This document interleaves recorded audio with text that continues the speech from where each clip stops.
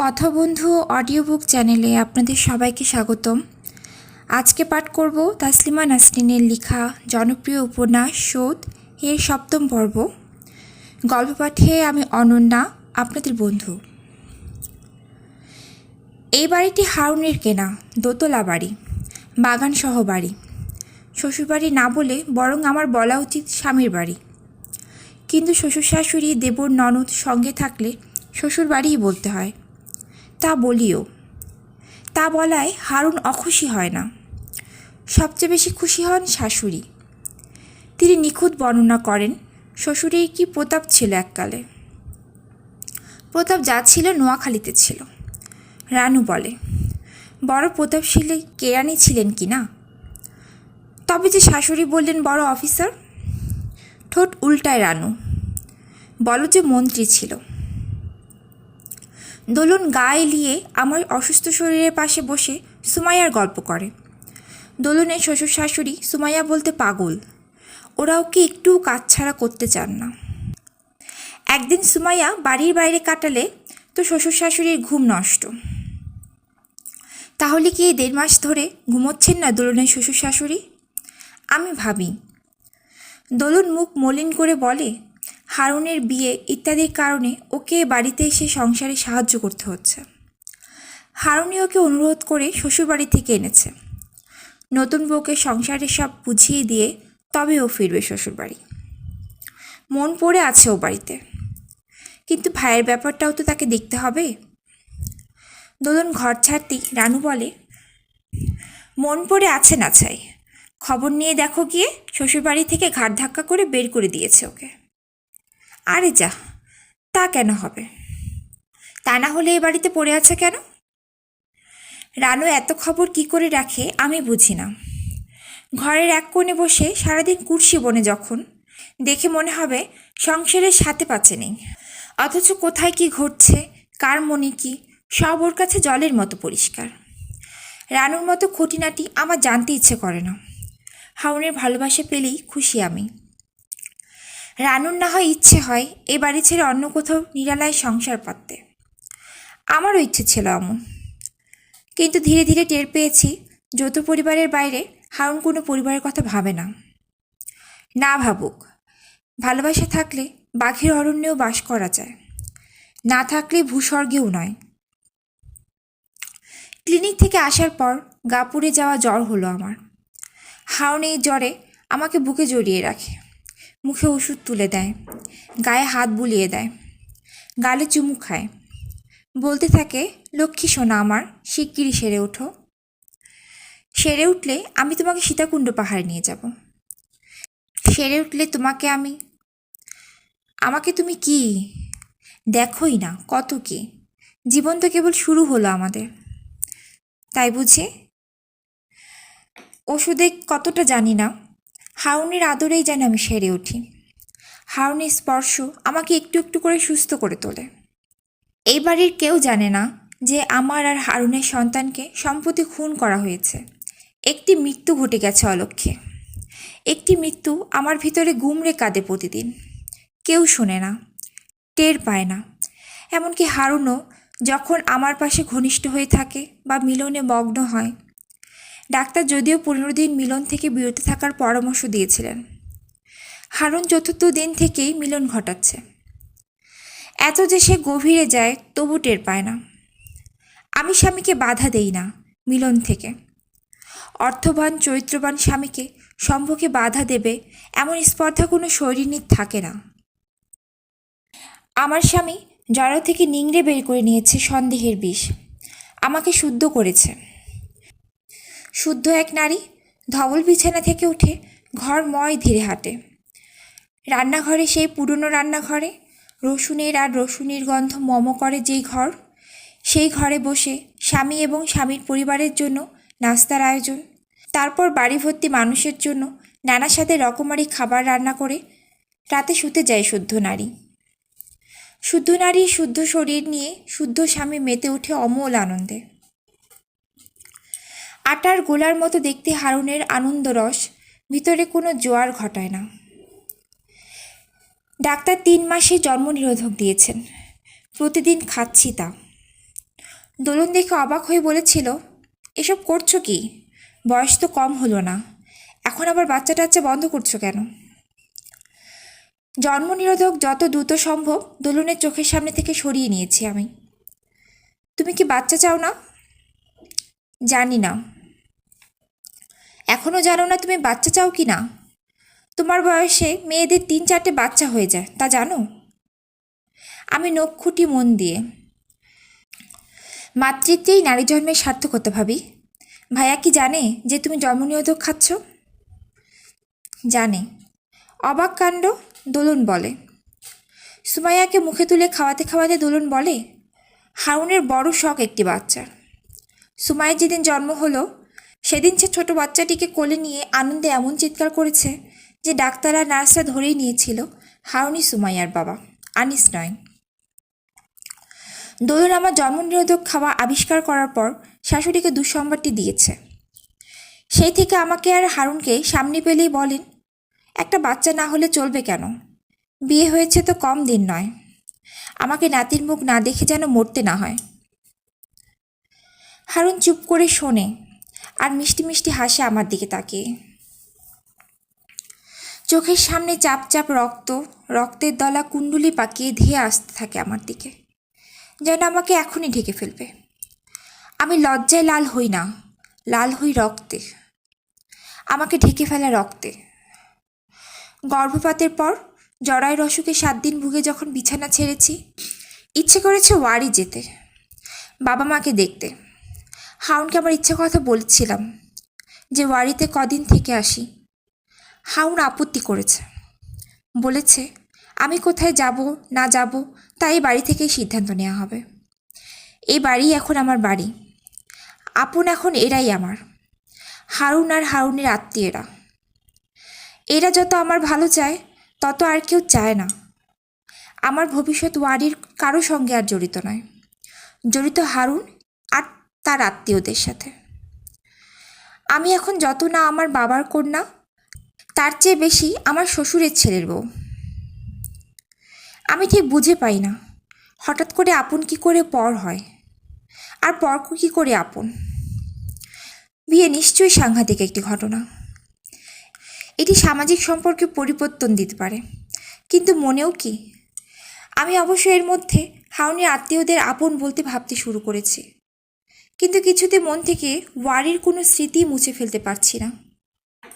আমার নিজের বাবা মা বা নুপুর কাউকে আমার পর বলে মনে হয় না, তবু ওয়ারি যাওয়া আমার পক্ষে সম্ভব হয় না। মা একদিন বিকেলবেলা আমার জন্য নারকেলের তক্তি, আমের আচার আর 1 ঠোঙা আঙুর নিয়ে এলেন এ বাড়িতে। শাশুড়ি রসুনিকে বললেন বৈঠক ঘরে অতিথির জন্য চা বিস্কুট দিতে। রসুনি ট্রেতে করে চা বিস্কুট এনে দিল। মা যতক্ষণ ছিলেন দোলন সুমাইয়ার কথা বলেছে। সুমাইয়া কখন ঘুম থেকে উঠে, কখন আবার ঘুমোয়, কি খেতে ভালোবাসে, কোন খাবার মোটে মুখে দেয় না, কি খেলা খেলতে পছন্দ করে, টেলিভিশনের কোন অনুষ্ঠান তার প্রিয়, ইত্যাদি। দোলন সুমাইয়াকে বারবার গুতিয়েছে মাকে একটি ছড়া শোনাবার জন্য। এসবে সময় গেছে, মাকে জড়িয়ে ধরে আমার কোনো গল্প করা হয়নি। এ বাড়িতে আমি কেমন আছি, আমার সুখগুলো দুঃখগুলো মাকে বলা হয়নি।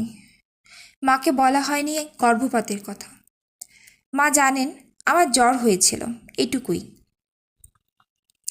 মা চলে যাওয়ার পর আমি অনেকক্ষণ একা দাঁড়িয়েছিলাম করিডোরে। বৈঠক ঘরে ধার ঘেঁষে এই করিডোরটিতে দাঁড়ালে সামনের 4টে বাড়ির পেছনের দেয়াল চোখে পড়ে। দেয়ালের কিনার ঘেঁষে 2টো সুপুরি গাছ, আর কিছু নয়। দুপুরের খাবার পর বাড়ির সবাই তখন ঘুমিয়ে, রসুনও গড়াচ্ছে রান্নাঘরে। বাড়ির যে মানুষটির সঙ্গে আমার সবচেয়ে কম কথা হয় সেই আনিস এসে করিডোরে একটি চেয়ারে বসে।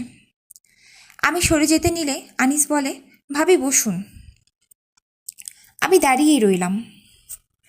দোলন কি ঘুমোচ্ছে? সুমাইয়াও? জানি ওরা ঘুমোচ্ছে, তবুও জিজ্ঞেস করলাম। আনিসের সঙ্গে আমার বিশেষ কিছু বলার নেই, কিন্তু কিছু না বলাটাও অশোভন, সামনে থেকে চলে যাওয়াটাও অভদ্রতা।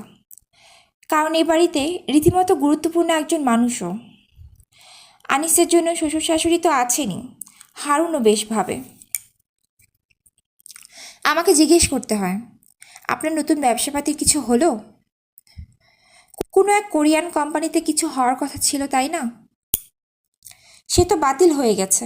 এখন চট্টগ্রামে একটি ব্যবসা পাওয়ার সুযোগ আছে। তা আপনার স্বামী জানেন।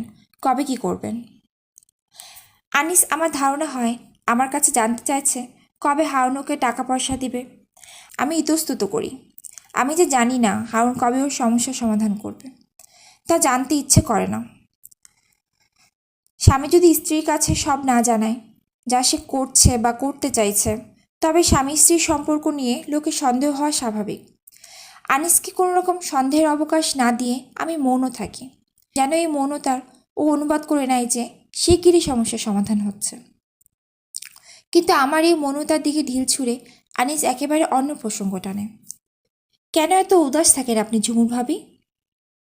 আমাকে এ বাড়িতে ভাবি বলেই ডাকে আমার দেবর ননদেরা, কেউ ঝুমুর ভাবি বলে না।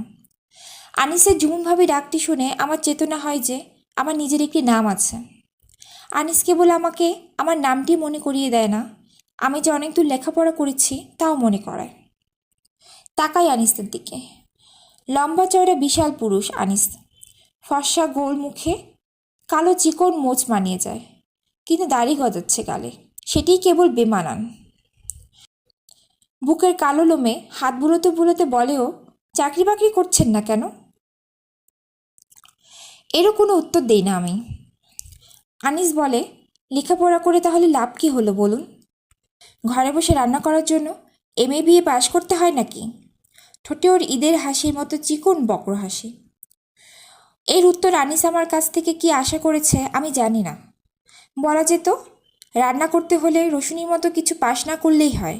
কিন্তু রসুনিকে হারুন কি কখনো বিয়ে করতো? করতো না। আমি বিশ্ববিদ্যালয়ে ডিগ্রি নিয়েছি বলেই হারুন আমাকে বিয়ে করেছে। MA BA পাশ করে মেয়েদের অন্তত এই একটি লাভ হয়, ভালো স্বামী জোটে। শব্দগুলো আমার মাথার ভিতরে গোল্লা ছুট খেলে। কিছুই বলা হয় না, বরং দীর্ঘশ্বাস বেরোয় নিজের অজান্তে। নিজের দীর্ঘশ্বাসে নিজে চমকে উঠি। কক্সবাজার গিয়েছেন? না। সমুদ্র দেখে আসুন দুজনে মিলে, মন ভালো হবে। আমার মন ভালো নেই কে বলল? কেন, আপনি বুঝি জানেন না আপনার যে মন ভালো নেই? আমি বেশ ভালো আছি, বেশ। আপনি বিষণ্ণতায় ভুগছেন ঝুমুর ভাবি? না, মোটেও না। আমি কিন্তু আপনাকে খুব লক্ষ্য করি, আনিস বলে। লজ্জায় পড়ি আমি। আনিস কখন কোন দরজার ফাঁক দিয়ে আমাকে দেখে কে জানে। ছবি টবি দেখতে তো পারেন, গান শুনতে পারেন, অথবা থেকে আসুন না আপনার মা বাবার কাছে কিছুদিন। শুনে হাসি আমি। হেসেই বোধহয় অক্ষমতা আড়াল করতে হয়।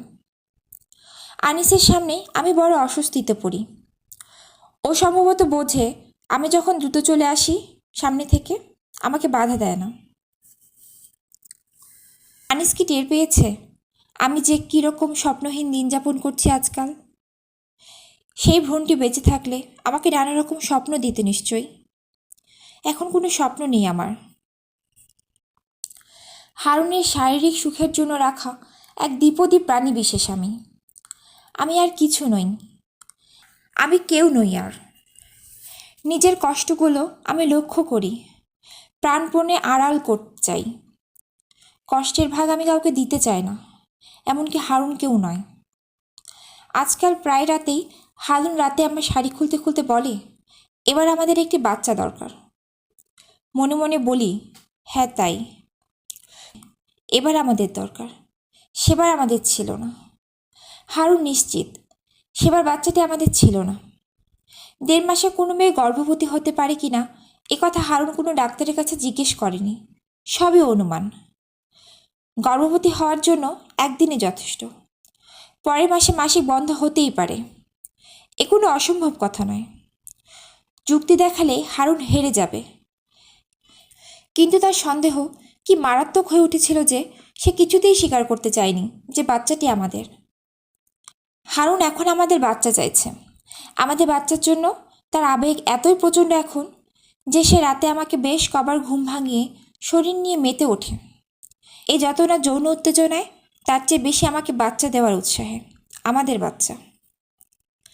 আমি লক্ষ্য করি হারুনের সঙ্গে শারীরিক মিলনে আমি কোনো শীর্ষ সুখ পাই না। গর্ভপাতের পর থেকেই এমন হচ্ছে। মাঝে মাঝে সে জিজ্ঞেস করে, হয়েছে তোমার?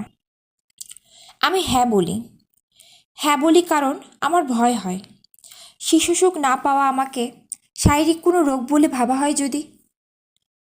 গর্ভপাতের পর আমি জানি না শরীরে আমার কোনো ত্রুটি হয়েছে কিনা, কোনো স্নায়ুর ওপর ছুরি পড়েছে কিনা কে জানে, নাকি মনের ওপর। মন আর হারুনকে আগের মতো ভালোবাসে না। খুব গোপনে গোপনে এই ভয়ঙ্কর নিষ্ঠুর মানুষটিকে সে ঘৃণা করে। আনিসের ব্যবসার জন্য হারুন কতটুকু কি করেছে তা জানতে চাইলে বলে সে, তুমি এসব জটিল জিনিস বুঝবে না। কেন বুঝবো না? আনিস বলল, তুমি তাকে চট্টগ্রামে কি এক ব্যবসার ব্যবস্থা করে দিচ্ছ। সবাইকে তো বলছো কি করছো, আমাকে কেন নয়? মানুষ তো বউদের কি আগে বলে। হারুন আবার বলে, এইসব জেনে কি দরকার তোমার? কেন, আমি কি খুব বোকা নাকি যে তুমি কিছু বলতে চাও না? হারুন চোখ নাচিয়ে বলে, তুমি আবার বোকা কোথায়? খুশি হই শুনে। বলি, বোকা নই। তুমি তো সাংঘাতিক চালাক। চালাক না হলে কি এই অবস্থা করেছো? কি অবস্থা করেছি? কি আবার সাত তাড়াতাড়ি বিয়ে করেছো? কেন, তোমার কি আমাকে বিয়ে করার ইচ্ছে ছিল না? ছিল, কিন্তু তখন ছিল না। এ তো ভালোই জানো। তখন আমার বিয়ে করা দরকার ছিল। হ্যাঁ, তা তো ছিলই। তোমাকে ভালোবাসার ব্যাপারটি তো ছিলই, তোমাকে আরও কাছে পাওয়ার। তারপর রাখো রাখো, এগুলো তো চালাকি, যেন আমি ভালোবাসা ভাবি। আসলে কি? আসলে হচ্ছে আমি কেবল তোমাকে ভালোবাসি। আমি আমি তোমার জন্য যা করেছি পৃথিবীর আর কোনো পুরুষ এত করবে না। দয়া করে আমাকে আর ঠকাতে চেও না। আমি যেন হারুনকে ঠকাতে না পারি, তাই আমার বাবার বাড়ি যাওয়া বন্ধ, এ বাড়ির বাইরে বেরোনো বন্ধ। এক বন্ধ খাঁচায় হারুন আমাকে পুষছে। আনিস আমাকে কক্সবাজার ঘুরে আসতে বলেছে, বলেছে ওয়ারি যেতে। আনিস বুঝতে পারে আমার ভিতরে খুব অস্থির লাগে। একটি ছকবাঁধা জীবনে আমার দম বন্ধ হয়ে আসে। আমার আকাশ দেখতে হয় এ বাড়ির এক চিলতে বারান্দা থেকে, গাড়ির জানালা থেকে উকি দিয়ে। যে মানুষ খোলা আকাশ দেখে না, প্রকৃতির কাছে গিয়ে স্নিগ্ধ হাসে না, তার মনে জং ধরে যায় নাকি? আপনারা এতক্ষণ শুনছিলেন তাসলিমা নাসরিনের লেখা উপন্যাস শোধ এর ৭ম পর্ব। আপনাদের যদি আমার গল্পপাঠ ভালো লেগে থাকে আমার চ্যানেলটি সাবস্ক্রাইব করুন, কমেন্ট করুন, লাইক করুন, শেয়ার করুন। সবাই ভালো থাকবেন। ধন্যবাদ সবাইকে।